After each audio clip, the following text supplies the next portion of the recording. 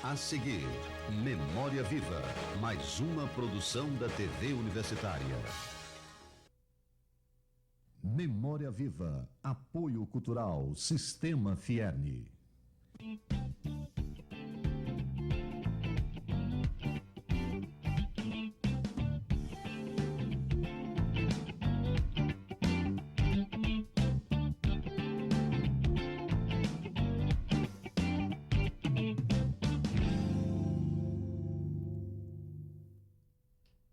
Olá, nós retornamos com o programa Memória Viva para hoje apresentar a entrevista com um cidadão especialmente importante, uma referência nas lutas democráticas desse estado.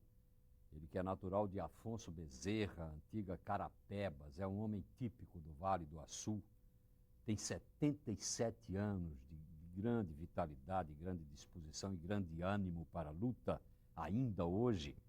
Ele que foi líder sindical numa fase particularmente difícil na área da região, lá por Macau, chegou a ser deputado estadual com um desempenho brilhante nas lutas nacionalistas e atualmente é aposentado como pequeno empresário do comércio farmacêutico. Eu estou falando de Floriano Bezerra de Araújo, né, que nós temos um enorme prazer de receber neste programa, na companhia de diletos amigos, Geraldo Pereira de Paula, esta grande figura de advogado e amigo de Floriano, companheiro também de lutas pregressas, não é, Geraldo? E Ailton Marques de Araújo, que é um professor e é sobrinho do nosso Floriano, que nos acompanharão nessa entrevista, da qual eu começo perguntando a Floriano, como de resto pergunto a todos os nossos entrevistados. Floriano, começo de tudo, infância na Salinésia, é isso? Ou infância mesmo na Várzea, ainda lá em Afonso Bezerra, para só depois você se deslocar para Macau com a sua família, enfim? De rigor, minha infância aconteceu no Vale do Açu. Estive em Afonso Bezerra até 6 anos de idade. Então, voltei ao Vale do Açu. E lá estive até, grosso modo, até 15 anos de idade, porque acompanhei meus pais em 1938, com 11 anos, para Macau. Só que quando chegava a fase invernosa, eu voltava ao vale para ficar com meus avós, porque eu gostava da vida campestre, gostava de tudo aquilo que se faz no campo, né? E eu os ajudava e eles queriam muito bem, então a minha infância decorreu naquele campo, né? De coisas, e eu acho que eu tive uma infância feliz, porque eu era livre, como o vento. Era livre como o vento. E as primeiras letras, como se dizia antigamente? Os primeiros mestres, as primeiras experiências, descobertas? As primeiras letras eu estive numa aula de uma senhora chamada Francisca Custódio, chamada Dona Chiquinha, durante 2 semanas. Aprendi as 4 operações de conta e quando chego lá num sábado, final da segunda semana, houve uma sabatina e então ela estava na época a perigosa, né, a supliciosa palmatória. Né? E eu ganhei para uma mocinha lá, uma criança de 11 para 12 anos, e ela mandou que eu desse 12 bolos na mocinha, na criança, na menina. Eu disse que não dava. Ela se virou de pronto e disse: passa a palmatória para ela lhe aplicar 10 bolos. Eu digo: não aceito também, porque eu não aceito esse suplício aqui, esse problema de palmatória aqui. Isso é um absurdo, eu não aceito. E vou embora. E saí para cá. Maravilha. Que idade você tinha? Eu tinha 11 para 12 anos. A gente pode dizer que nasce aí o Floriano briguento, o homem que vai para a luta, meio irreverente, de defesa do direito. Isso. Que coisa maravilhosa. E depois daí? Você foi para... Depois daí, então, 15 anos mais ou menos eu passei nos campos, né? Sei. Em Macau eu fiquei junto a meus pais daí em diante e botei muita água de calão de 2 latas, de porta em porta, vim de bicho durante 4 anos seguidos para manter, ajudar a família. Seu pai era pequeno agricultor, não é isso? Quando ele morava nos campos, ele era agricultor sem terra. Ele trabalhava alugado. Sei. Era um sem terra, né? Uhum. Pois bem, e nesse nível de coisas, eu cheguei a ponto de, depois do jogo do bicho, né? Aí fui me vincular ao trabalho nas empresas salineiras. Fui trabalhar como contínuo do Matarazzo, indústria reunida Matarazzo. Depois fui trabalhar como escriturário da firma Faveré, os Faveré do Rio Grande do Sul, uma empresa lá, que depois era a firma Faveré, depois mudou para a Sociedade de Sal Piaget Limitada, né? A partir daí eu tive, no permeio disso, fui trabalhar nas salinas, como trabalhador do balaio. Trabalhei 45 dias, entrei no prego. Você foi operário de salina? Operário de salina, 45 dias, o sangue jorrava para um lado e para o outro, eu tive um medo, um pavor, e então deixei o trabalho, e no dia seguinte fui à casa de um cidadão que tinha por nome Manuel Pinado, que era feitor da Companhia de Comércio da Navegação, e fui pedir a ele uma conferência de sal. E expliquei para ele do fato, então ele disse, não tenha dúvida. Explique o que é conferência de sal, essa atividade. Conferência de sal é conferir os alqueires de sal, era uma medida, né? Uma medida da colheita do sal, né? Sei. Medir os alqueires do sal, os balaios. Balai tem tantas cuias, cada cuia tem tantos alqueires, né? Então era isso aí. Significa dizer, você pleiteava uma atividade menos brutal do que a... Menos brutal porque eu estava com pavor, eu estava no prego, se chama na salina prego. Você dá o prego e não tem mais jeito para voltar, não. Sabe? A não ser que a necessidade de vida obrigue, você não tem. É uma coisa de natureza também psicológica, Floriano? Psicológica. A pessoa trava de vez. É porque é horroroso. É, né? É. Certo. Certo. Prossiga, por favor. Pois bem. E então, eu trabalhei aí 45 dias como trabalhador do balaio, né? E em seguida eu fui trabalhar como conferente. No período dos 45 dias, eu já me inscrevi no sindicato. Meu pai era o líder da categoria, né? Estava na organização, né, do sindicato. Em seguida, depois de conferente, é que então eu voltei a trabalhar na empresa lá em Macau, na Faveré, na Sociedade de Sal Piaget Limitada. Sei. Daí então, eu já inscrito no sindicato aqui, fui para o Rio de Janeiro. Organizei 26 correspondências expedidas entre o Palácio do Governo, né, e Macau, pedindo um emprego ao presidente Vargas para estudar no Rio de Janeiro. Finalmente, em determinado dia, né, eu recebi um telegrama do doutor Afonso José Coelho César, presidente do Instituto de Aposentadoria e Pensões dos Industriários, IAPI, no Rio de Janeiro, me convocando para trabalhar no Rio, no IAPI. E eu já vinha juntando a reservazinha desse trabalho que eu fazia na empresa, né? Sei. Dava 50% a meus pais, para ajudar a manutenção da família, e já vinha juntando e preparando. Então, no dia seguinte, né, viajei ao Rio. Meu pai e minha irmã Olda foram me deixar no Recife, sabe? Tomei o avião para o Rio. Lá, então, passei 64 dias. Neste período de tempo, eu trabalhei 8 dias no IAPI, na Casa da Saúde da Mãe Pobre, do bairro do Rocha. Quando recebi, então, um telegrama do meu pai me chamando para Macau urgente, porque ele estava muito doente, gravemente doente, e o sindicato, que ele tanto tinha lutado 10 anos para construir, para organizar essa coisa toda, estava correndo perigo, porque estava havendo uma violência política, inclusive, dos cafeístas, dos comunistas, já tinham arrombado a porta que estava do 7, e eu não tergiversei, pedi a minha volta a Macau. Floriano, não esqueça que essa tua narrativa está excelente, mas eu queria fazer um retorno, uma ponte no sentido da fase inicial, para que você pudesse falar um pouco, porque você disse que o seu pai era um líder sindical.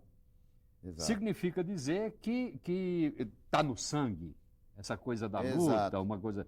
Você lembra, você criança, de alguns exemplos que ele tivesse mostrado para você concretamente, ou você descoberto por via das ações dele, de sindicalistas, uma coisa que deixou você orgulhoso, coisa assim, não?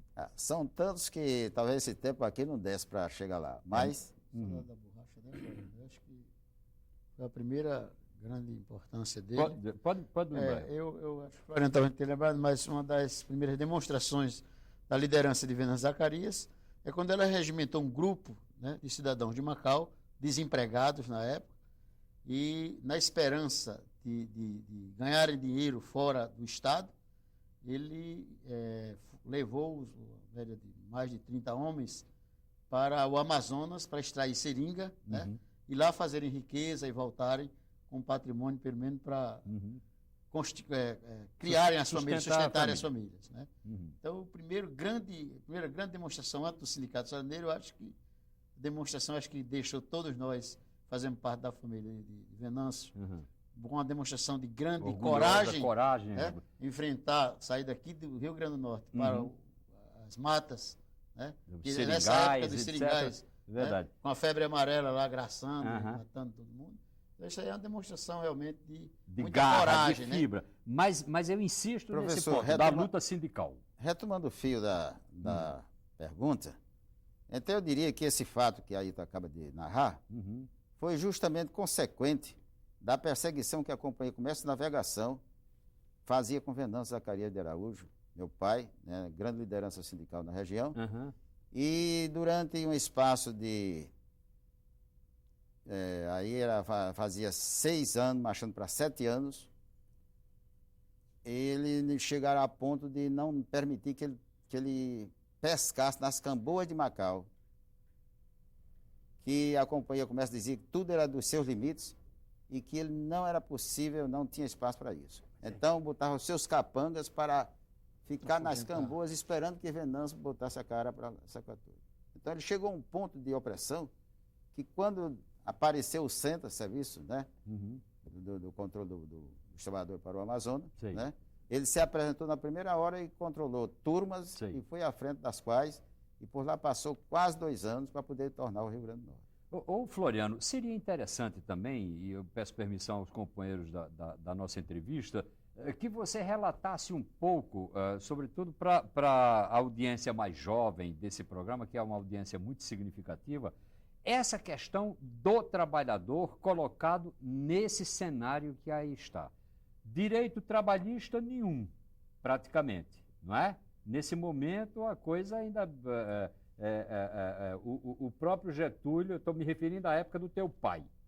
Então, as massas trabalhadoras sofriam as maiores violências sem que houvesse interferência de político, de previdência, por favor, Porque Geraldo. Naquela época, antes da CLT, os casos entre trabalhador e patrão eram resolvidos na polícia. Na polícia? Era resolvido na polícia. Você era meu patrão, me despedia e, além de me despedir, ainda me mutilava. Por isso ia parar na delegacia de polícia. Daí é que, depois de 37, depois de 10 de dezembro, de novembro de 37... Já no Estado Novo. Aí que começou o Estado Novo em 10 de novembro, veio a CLT, que veio por decreto, não foi lei, foi um decreto de Getúlio Vargas. Aí foi que passou a melhorar, que não resolveu de vez, não, e Floriano sabe disso, que não resolveu de vez, e ainda se lutou muito, e até ainda hoje se luta. Perfeito. Floriano, vamos retomar então do ponto que eu interrompi você. Você dizia que o seu pai fez um apelo dramático envolvendo questão de saúde, mas envolvendo também a própria luta sindical, para que você retornasse a Macau e não deixasse a luta esmorecer. Foi isso? É verdade. Então. E eu não tinha por que me negar a voltar de imediato, porque meu pai, para mim, era como que o Deus na terra.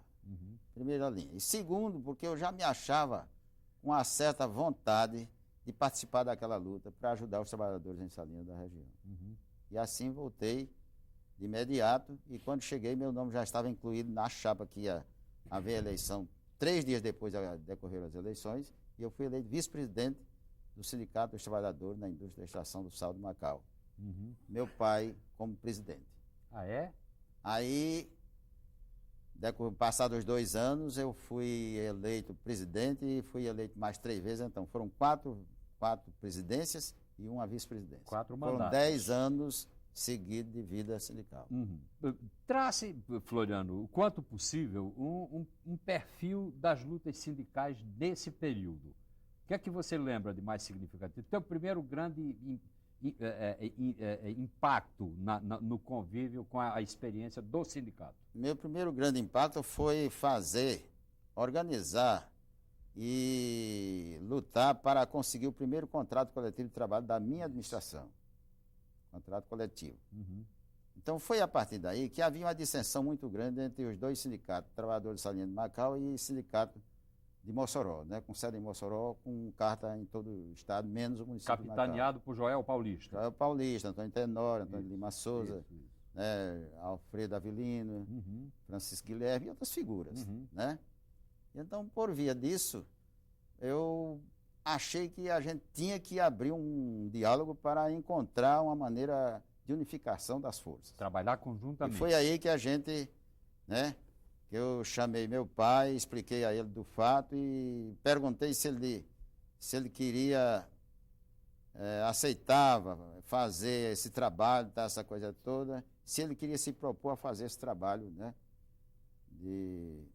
porque ele era a liderança maior, porque ele era mais velho, era mais experiente, e o problema tinha acontecido com ele, né? Porque o pessoal de Mossoró era vinculado ao Partido Comunista, É o Partido Comunista. Exato. enquanto que Venâncio era um idealista.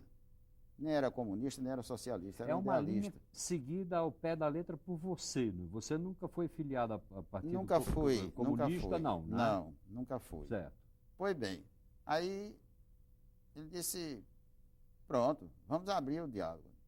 Então, eu telefonei a Mossoró, telegrafei a Mossoró, pedindo que mandasse uma comissão a Macau para a gente começar uma conversa.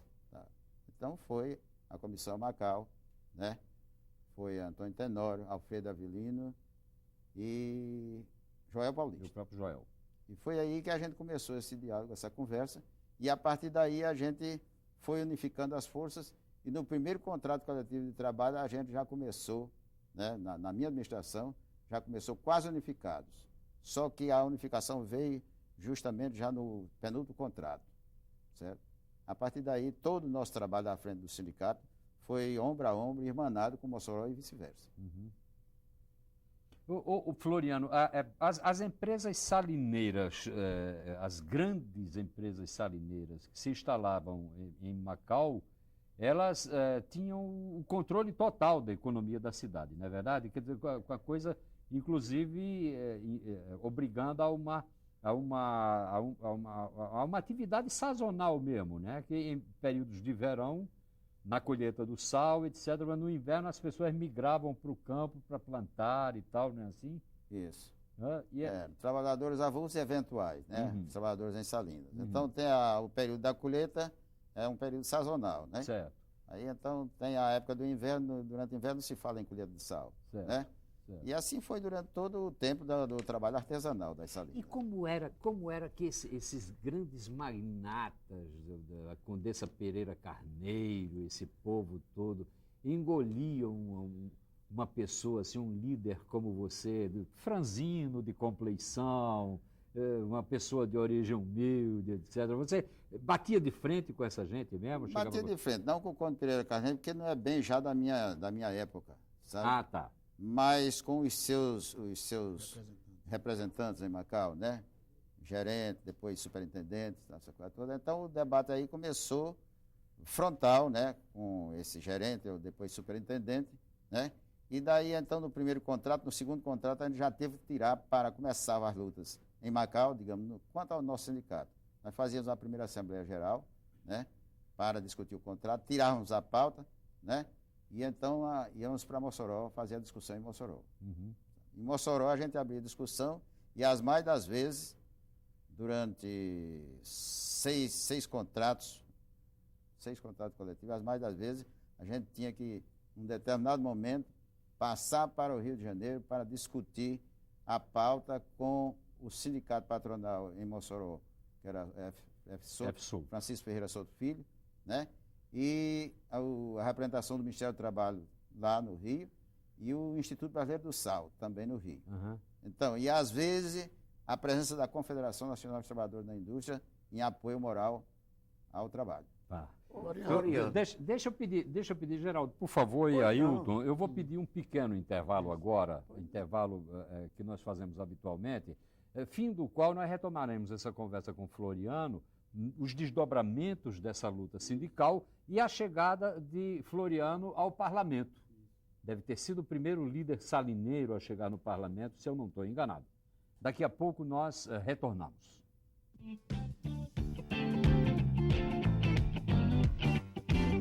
Estamos apresentando Memória Viva. Apoio Cultural Sistema Fierne. Clima de otimismo.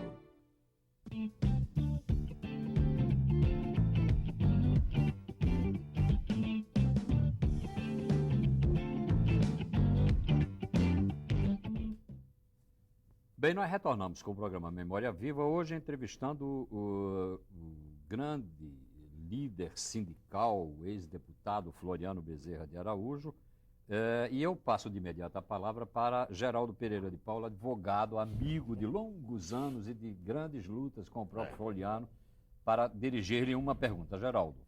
Não, a pergunta que eu faço a Floriano é que o sindicato de Macau ficou sempre ligado ao sindicato de Mossoró, não é isso? Por uma questão necessária. E eu pergunto a Floriano se Areia Branca, que também era uma zona salineira, não é uma zona salineira, por que não se incorporou a essa luta de Macau e Areia Branca, de Macau e Mossoró? Se você tem condições. Areia Branca era incorporada através do sindicato de Mossoró, que Areia Branca era a delegacia respectiva. Sim. Então a luta de Areia Branca era através do sindicato sede em Mossoró. Satisfeito. Uhum. Geraldo, eu queria aproveitar esse passo que nós estamos falando da emergência de Floriano nas lutas sindicais, e, por coincidência, diante da sazonalidade, né, das salinas, no período de verão, salina, e no período do inverno essas pessoas voltavam para a agricultura, pequena agricultura familiar. Subsistência, exatamente. Então, eu acho que foi aí, então, Floriano, que surgiu a seu primeiro embrião de também lutar pelo surgimento toda aquela área do sindicato rural, ou isso já estava enraizado antes? Sua pergunta é altamente pertinente. Justamente, a nossa categoria profissional dos trabalhadores em Salinas era muito vasta, alcançava diversos municípios circunvizinhos a Macau, onde então os municípios de Afonso Bezerra, Pedro Avelino, Pendências, hoje Alto Rodrigues, e Açu, né? Santana do Mato, Ipanguaçu, toda aquela região estava vinculada ao nosso sindicato. Então, eu via aquele problema. Quando terminava a colheita do sal, aquela gente voltava para a agricultura. Quando começava o trabalho da colheita, aquela gente vinha da agricultura. Então, fazia as duas, né? E aquela gente vivia numa pobreza extrema, não tinha limites. E então, por via da minha penetração na vida pública, né? Já aí então eu fui chegando a essas conclusões que era preciso agir. E então, na primeira quinzena de janeiro de 1960, juntamente com os trabalhadores rurais do município de Açu e do Vale do Açu e do município de Afonso Bezerra, fundamos os dois sindicatos respectivos. Sindicato do Vale do Açu com o nome de Sindicato dos Trabalhadores na Indústria da Extração da Cera da Carnaúba do Vale do Açu. Porque quem faz a extração da cera faz o amanho da terra, faz a agricultura. Certo. E Afonso Bezerra deu o nome mesmo, Sindicato dos Trabalhadores Rurais do município de Afonso Bezerra. O presidente do sindicato do Vale do Açu foi Manuel Bezerra da Silva, chamado Bacal, né? Era um vulgo dele. E em Afonso Bezerra foi o senhor Justo Bezerra do Carmo. Foi o presidente do sindicato de Afonso Bezerra, o primeiro presidente. Floriano, só para esclarecer o telespectador, nesse momento notam-se nitidamente duas tendências ligadas a essa questão da terra, com a criação de sindicatos e com a criação das ligas camponesas, lideradas por Chico Julião. A alguma dessas duas tendências, os sindicatos que você fundou se filiavam? É o seguinte, por via da fundação dos dois primeiros sindicatos, e então aqui os políticos, os oligarcas, através do Ministério do Trabalho, botaram a pata em cima e os sindicatos não tiveram os seus, né, as suas cartas, ou seja, o seu reconhecimento pela Delegacia do Trabalho. Uhum. Então, eu notei que estava sendo solapado pela base, né? E daquele jeito a coisa não ia. Então, fui a Recife, passei 4 dias com o líder Francisco Julião e pedi para ele me levar às ligas básicas lá, das ligas camponesas. Ele me levou a Seriaém, me levou à Cidade do Cabo, me levou à Zona da Mata, me levou ao Engenho Galileu, foi o primeiro, por sinal. Então, eu me abiberei de tudo aquilo, tomei conhecimento a fundo de toda aquela situação e voltei ao Rio Grande do Norte e me articulei com um rapaz, uns companheiros que tinha aqui já, inclusive distribuindo a Liga Camponesa, distribuindo o jornal, que era o caso do Beri Medeiros, Pedro Simão Pereira, né? Perfeito. E então juntei um grupo Paulino de companheiros. Da Costa. Antônio Paulino da Costa trabalhava nos Correios, né? E doutor Geraldo, de imediato, eu convidei daí para. Geraldo já era advogado na época, não? Para ser advogado já, da Liga, né? E ele de pronto disse: em primeiro lugar, parabenizo os trabalhadores rurais por estar, né, procurando se organizar, e a você pela ação, pela iniciativa, e vou prestar os meus serviços profissionais à Liga, não vou querer centavos, não vou querer honorários em absoluto. Maravilha. Mas, nesse momento, Floriano, do menino ainda revoltado com a ação da professora lá em Afonso Bezerra, em Macau, em Macau, no episódio da palmatória, já ganha uma visibilidade extraordinária. E aí é nessa ocasião que você chega ao parlamento? Não, é até antes disso, não é? Não, ao parlamento eu cheguei já na vida sindical, né? Em 1950, eu era 1954, eu era vice-presidente. Portanto, precede isso aí. É bom que a gente possa. Em 1954, eu era vice-presidente do sindicato. Aí fui candidato a deputado estadual, tive 954 Começa votos. Com que partido, fiquei na primeira suplência. Começa com que partido político? PTB, Partido Trabalhista Brasileiro. Era o partido o verdadeiro, do velho Vargas ainda, exatamente. Agora, só que quando eu me vinculei ao partido, eu procurei tomar conhecimento qual era a doutrina do partido. E então encontrei a doutrina daquele grande pensador gaúcho, né? Alberto Pasqualini. Né? Que era um socialista moderado. Né? Então, dentro do PTB, eu achei que ali era a via para eu me alicerçar, jogar os pés, né, e caminhar. Então, foi por aí. E aí você ficou como suplente, com uma votação que deve ter surpreendido na época tinha 954 votos e não fui eleito porque a burguesia local me tomou naquele tempo era a chapinha pequena, claro, aquela chapinha branca, então tomaram a minha chapa toda. Só dentro do caminho das urnas. Só dentro do para-raio de Macau foram encontradas 1.800 chapas tomadas. Explique para o telespectador jovem esse processo eleitoral. Você se apresentava candidato, no dia da eleição, as chapas com os seus nomes, pequenos papeizinhos com os nomes do candidato, eram entregues aos candidatos, né? Quem mandava fazer as chapas? O próprio candidato? Ou o próprio candidato ao partido. O partido. Muito bem. E aí o que é que acontecia? Quando chegava na Colocava fila da votação, etc. Bom, quem mandou fazer fui eu. E então passava para o eleitor. Só que o burguês tinha transporte, eu não tinha. Você se lembra que ele foi que mandou fazer? Você se lembra que mandou as chapas? E a primeira sua eleição você mandou as chapas? Sim. Pois isso aí, nessa coisa toda. E aí então a gente entregava a chapa ao eleitor, mas o rico, ou o ricaço, ou o burguês, que queremos chamar assim, né? Que é o caso de José de Arimateia Xavier. Os reacionários, né? Os partidos José de Arimateia Xavier da Costa, filho de Luiz Xavier da Costa, né? Um industrial salineiro de Macau, ilustre, filho de Afonso Bezerra, poeta de mão cheia, inteligente, um homem de cultura, sabe? E o filho nasceu talentoso como o pai, sabe? Só que era meio, né? Meio atrapalhado. Mas entendeu de ser candidato e então o Luiz Xavier deu as condições e ele foi à luta, tinha transporte, tinha naquele tempo tinha um carro lá chamado Baratinha, sabe? Era o único que tinha na cidade, ele contratou por antecedência, tudo, enfim, e tomou minha chapa quase toda. Ainda me sobraram 954 votos, que eu fiquei na primeira suplência. Já pensou, rapaz?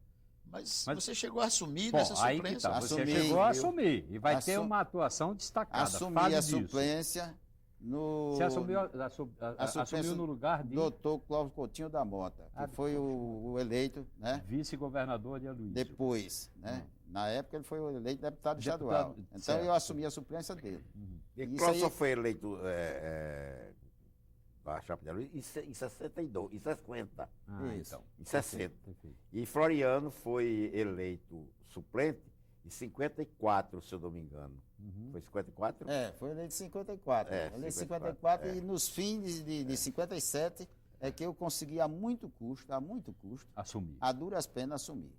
Primeiro passei por um fuso no Coturno São Francisco, onde o senhor João Mota era já o presidente do PTB, e disse de viva voz comigo que não permitia que o filho tirasse uma licença para um comunista assumir.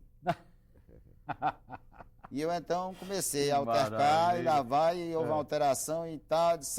E depois eu senti que estava cercado, né, por alguém, né, várias pessoas que estranhas ali ao ambiente, né, que não Porque vale a tua aqui fama de ressaltar. comunista já vinha de longe também, né?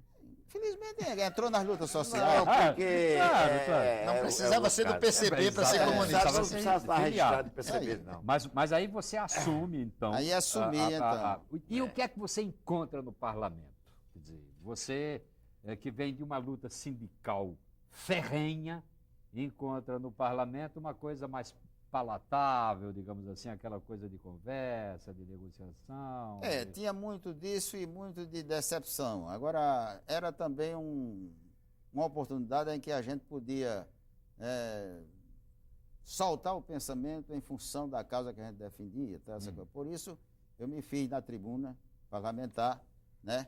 Não fui pensar em fazer projeto de lei, porque não teria chance para aprovar. Então, não ia dar também oportunidade de trabalho para o adversário depois emendar, fazer uma coisa diferente lá e enfim, dar enrolando o povo dizendo que ele apresentou um projeto da Secretaria, sabe?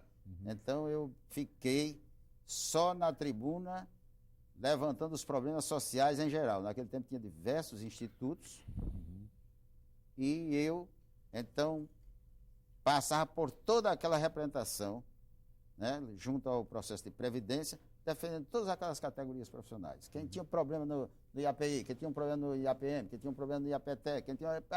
A luta era diuturna. Você era um representante, exatamente. Floriano, então, minha pergunta, foi usando esse espaço das tribunas que você pôde dar sua grande contribuição para a construção do ginásio de Macau, o Hospital Antônio Ferraz, e a fundação do SESC, que hoje tu fala muito do SUS, mas que já é mais ou menos copiando uma coisa muito parecida com o SUS de hoje, que é a universalidade do atendimento e a gratuidade em todos os atendimentos, desde o medicamento até a consulta médica.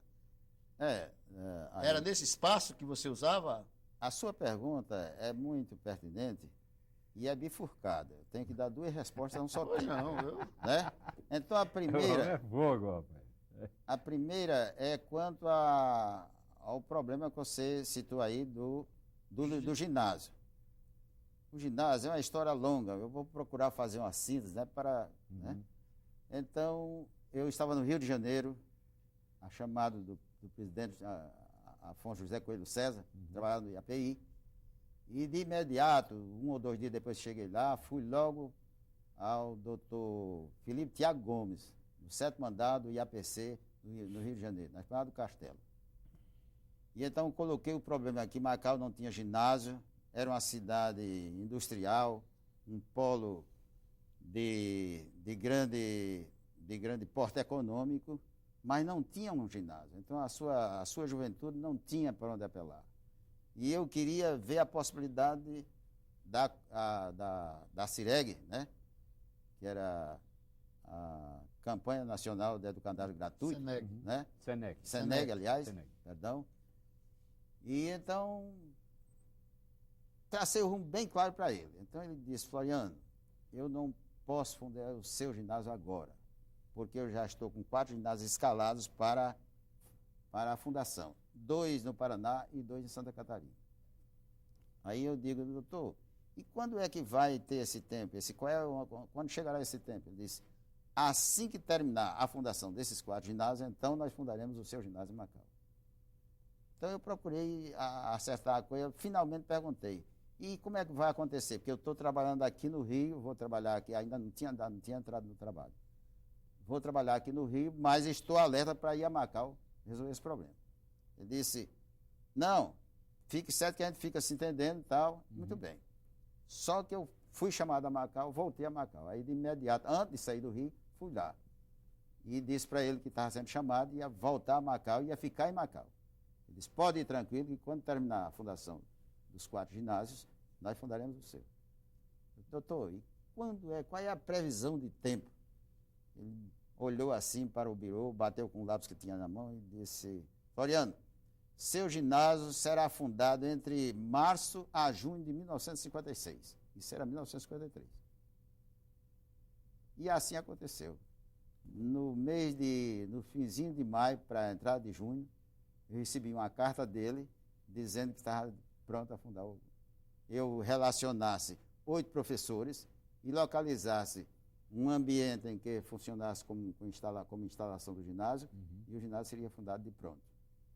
Foi aí que apareceu uma figura que na época eu tinha muito de inocente em relação a esse problema de religião, essa coisa, a figura do clero lá em Macau, o padre João Penha Filho, por uma orientação do meu tio Afonso, dizendo que eu estava na iminência do meu contrato coletivo de trabalho. E tinha essa carta chamando ao Rio para...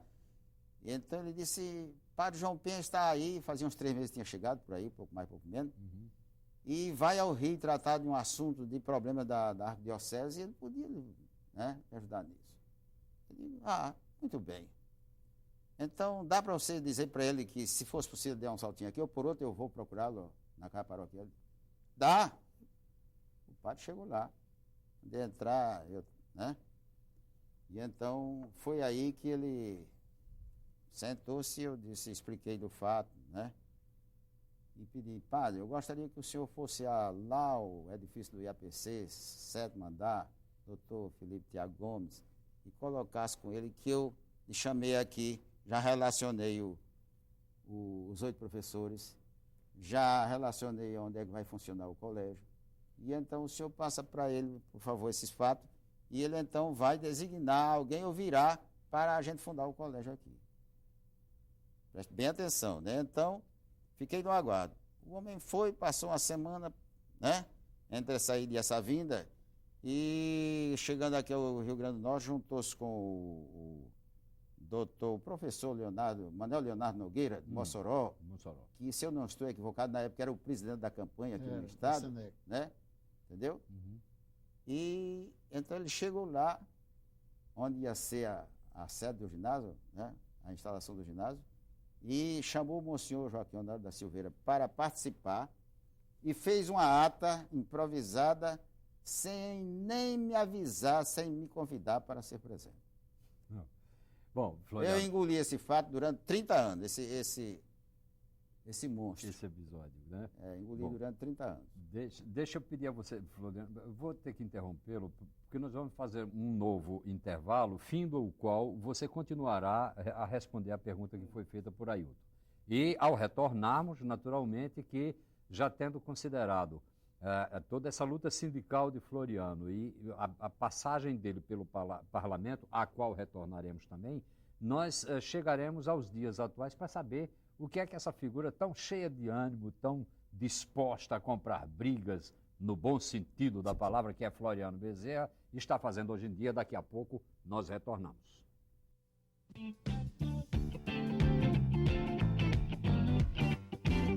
Estamos apresentando Memória Viva. Apoio Cultural Sistema Fierne. Programa Doc TV. Uma experiência inédita para o documentário na televisão brasileira. 35 documentários. Olhares, 35 realizadores. Olhares, 35 modos de olhar o Brasil. Olhares. Programa Doc TV. Não vai perder.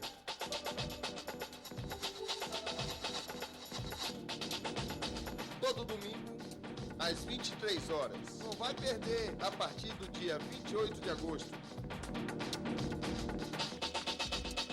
DOC TV.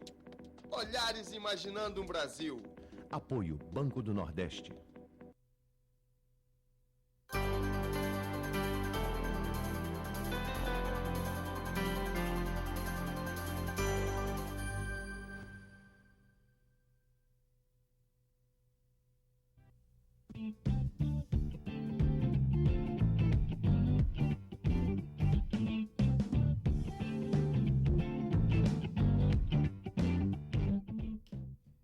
Bem, nós retornamos com Memória Viva, hoje entrevistando Floriano Bezerra de Araújo. E eu passo a palavra a Ailton Marques de Araújo para, enfim, dar sequência àquela indagação que havia feito antes de interrompermos para o intervalo. Bom, Floriano, como nós vamos ser assistidos pelo Rio Grande do Norte, especialmente por Macau, eu acho interessante que na pergunta que eu coloquei, eu queria justamente de sentir a abrangência da sua ação como parlamentar. Até porque eu defendo que Macau, com a potencialidade que tem de 20 mil eleitores, não pode deixar, como sempre deixou, de ter representantes, quando a região já teve 4 deputados estaduais.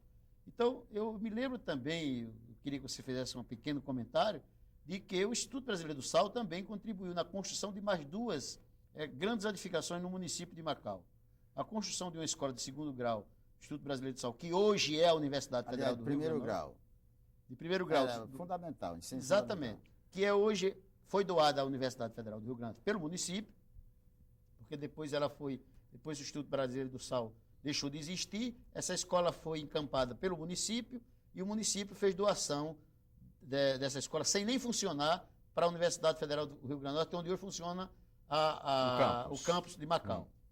E também a sua luta, o seu trabalho na fundação da primeira pedra, podemos dizer assim, de edificação do Hospital Antônio Ferraz, que agora também, num novo momento atual, está sendo tombado para o município de Macau.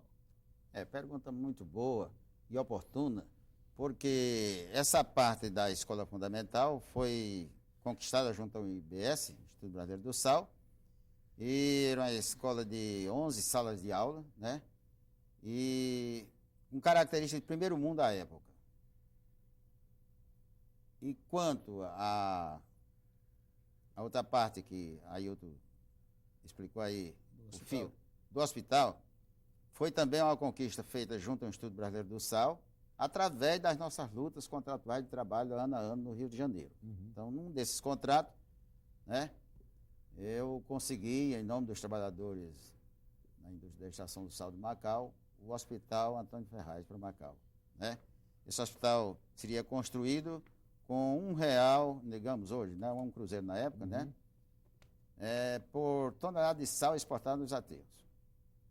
E então, quando começamos a construção do hospital, foi rápido a situação, Quando eu fui preso em 64, as paredes do hospital estavam só aguardando o teto.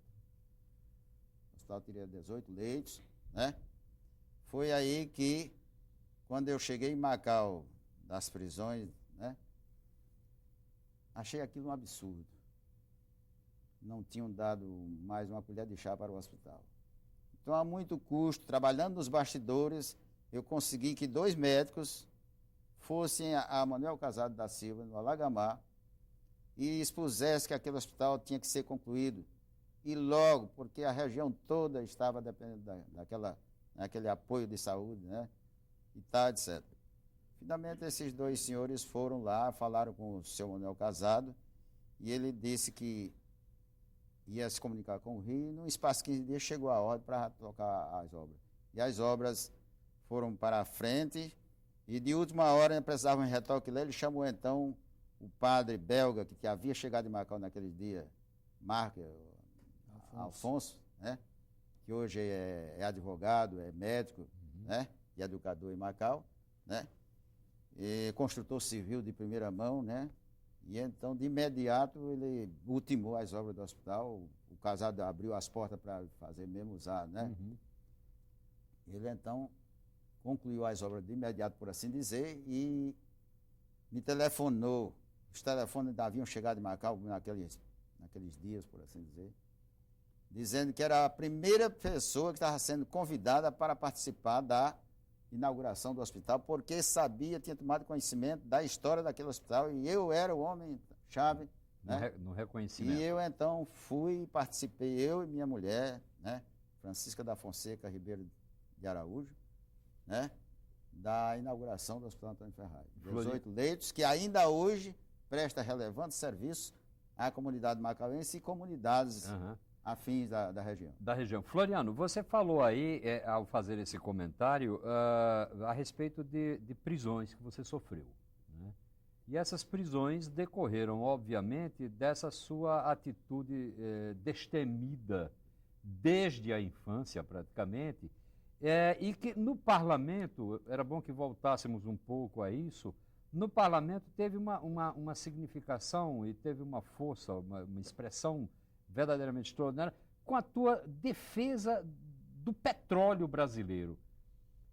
Curioso, porque é muito pouco provável que em outras assembleias estaduais do Brasil, que não as do eixo Rio-São Paulo, onde a luta se concentrava mais e tal, houvesse tanta veemência. Você, no parlamento, o Birajara Macedo na imprensa, na equipe de Djalma Maranhão.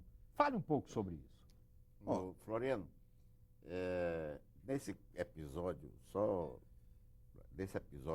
Petróleo é Nosso, e que a gente saía pintando as paredes, o petróleo é nosso, tinha um velho batalhador, lutador, tal Manuel Caetano, e que eu tive o desprazer de ver a polícia esfregar a testa dele no que ele havia escrito, Numa petróleo pichação. da pichação. Ficou em sangue vivo. Esse era a luta de Floriano, de Ubirajara de Macedo, de Manuel Caetano. Esse povo todo. E também eu andei por lá, que Você até assisti também. isso, né? Você era um advogado sempre prestes a ser preso, né? O trocadilho com não, prestes, porque, etc. Né? com licença, porque eu fui o advogado, eu era roqueiro, né? Eu era roqueiro. É tanto que em 62, eu tive nas Rocas 1.304 votos e não gastei nenhum real na época. Então daí foi a minha luta do petróleo com o pessoal. e das ligas camponesas. Pronto.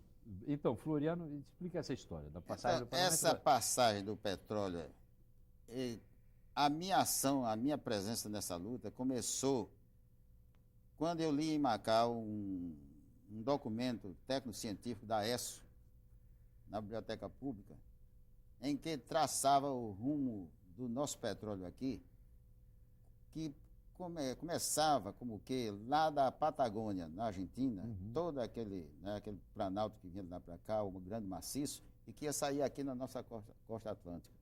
Por via disso, eu em 53 fui para isso começou em 1950, e eu participei da campanha do Petróleo é Nosso, essa luta toda, e então em 1953, aliás, eu então cheguei no Rio e consegui ler mais 2 outros documentos mais ou menos idênticos, da Standard e da Axon. Axon. Então, nessa leitura, eu pude me aperceber, pude tirar a conclusão que o nosso solo aqui era rico em petróleo, né? A geologia de superfície, né? Com a metodologia da geofísica, né? Dava um contexto, né? E outras leituras que eu tinha feito já também, né? De geólogo americano que escreveu sobre o petróleo em 1922, né? Na região do Rio Grande do Norte, Ceará, né? E também um geólogo brasileiro também, né? Em 1929 também.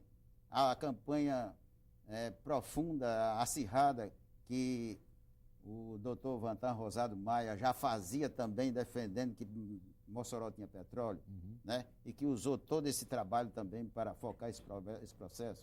E foi aí, passando o Clube Militar, a sua revista que era editada, tinha, né, focos a respeito. Horta Barbosa.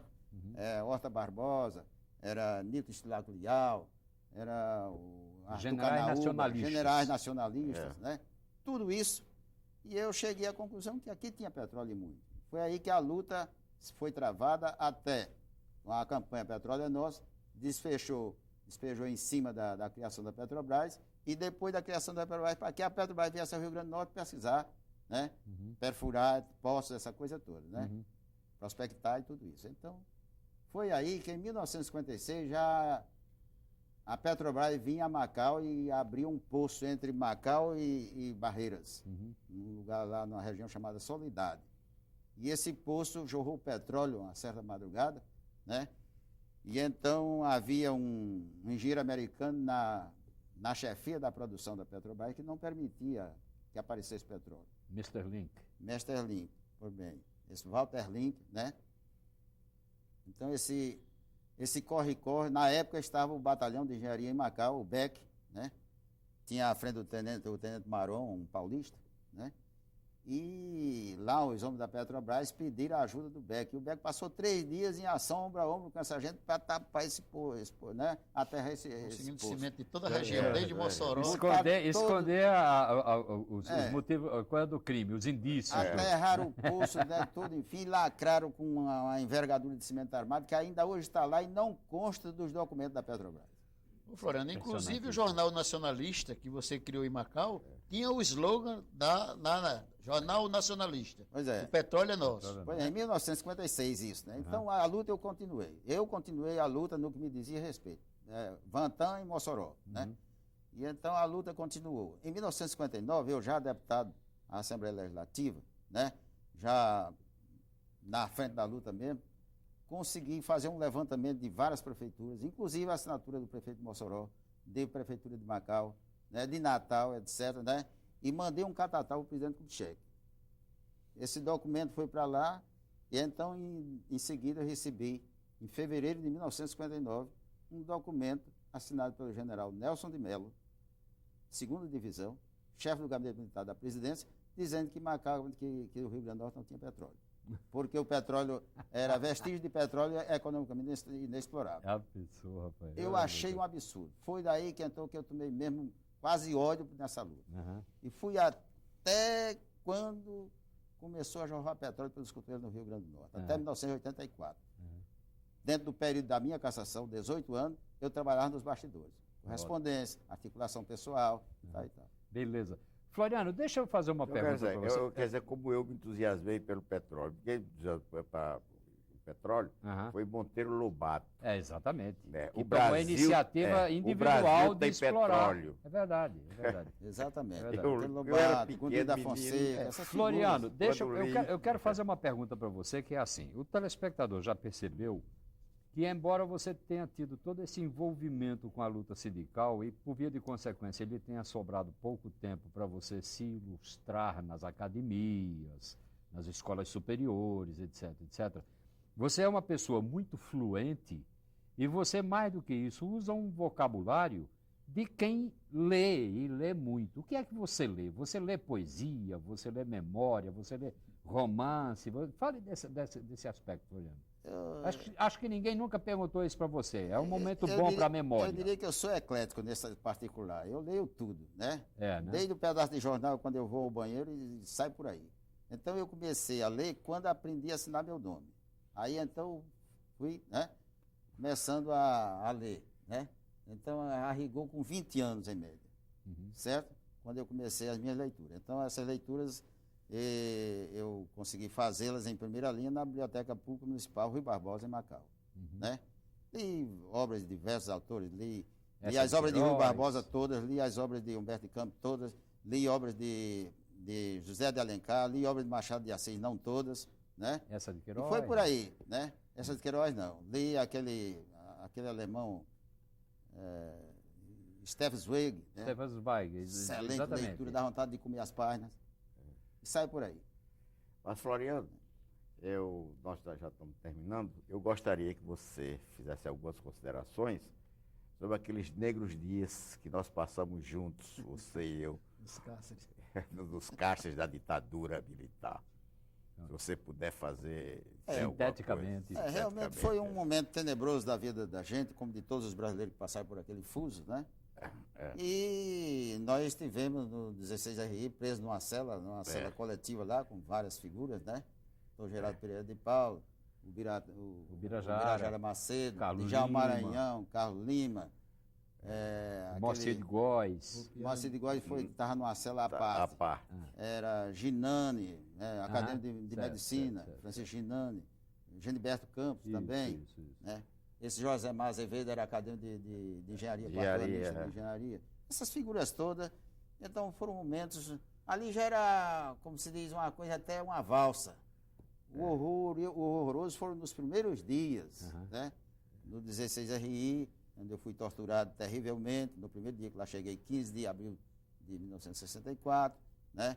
Torturado 2 vezes quando saí de uma sessão, me levaram para outra e começaram outra que sessão. Tipo de tortura você sofreu? Eu sofri tortura de choques elétricos até quase desfalecer definitivamente, por assim dizer, e chutes, etc., telefones até ficar, né?